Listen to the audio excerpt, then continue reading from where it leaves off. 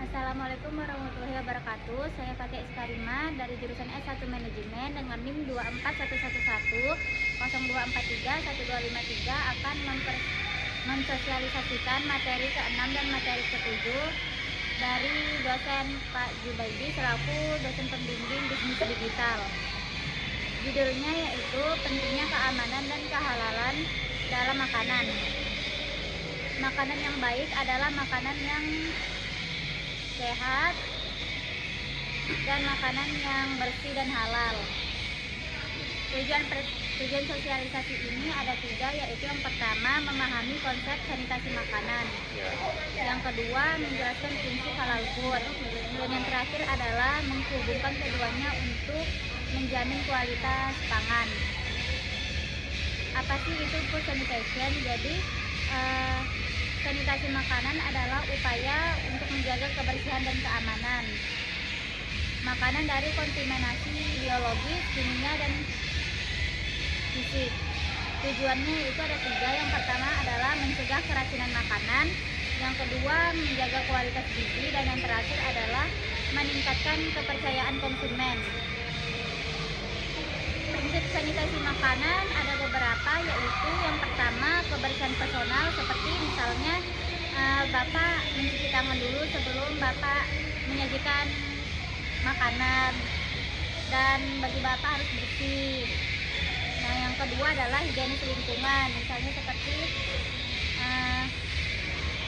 ruang masak dan alat-alat Bapak itu tuh sebelum digunakan harus dibersihkan terlebih dahulu. Nah, yang ketiga adalah penyimpanan yang benar, seperti bahan-bahan alat makanan Bapak itu disimpan sesuai suhu yang benar. Dan yang keempat adalah pengolahan yang aman, seperti menghindari cross contamination. Dan yang terakhir adalah pembuangan limbah, seperti Bapak membuang sisa-sisa makanan itu ke tempat yang benar. Nah, yang selanjutnya, apa sih itu halal food? Jadi makanan halal adalah makanan yang diperbolehkan menurut hukum Islam dan bebas dari bahan haram seperti najis. Prinsip halal yaitu ada 3. Yang pertama, sumber bahan halal. Itu seperti daging dari hewan yang disembelih sesuai dengan syariatnya. Dan yang kedua adalah proses pengolahan tidak terkontaminasi bahan haram atau najis. Nah, yang terakhir adalah sertifikasi halal dari lembaga berwenang, seperti Bapak mempunyai sertifikat halal membangun UMKM ini. Nah, selanjutnya contoh bahan yang tidak halal yaitu ada beberapa, seperti daging babi dan turunannya. Yang kedua seperti alkohol. Dan yang ketiga hewan yang tidak disembelih sesuai dengan syariatnya. Hubungan food sanitation dan halal food. Jadi sanitasi mendukung kehalalan, mencegah kontaminasi najis, misal darah, bangkai, dan babi, menjaga kesucian alat masak dan lingkungan. Halal food tidak cukup hanya bebas babi, tetapi harus bersih dan aman. Seperti yang saya jelaskan tadi, Bapak harus membersihkan alat-alat Bapak sebelum digunakan. Terus tantangan dan solusi.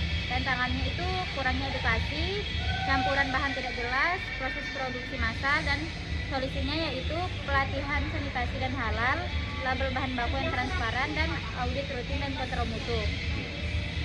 Jadi kesimpulannya, sanitasi food dan halal food itu saling melengkapi.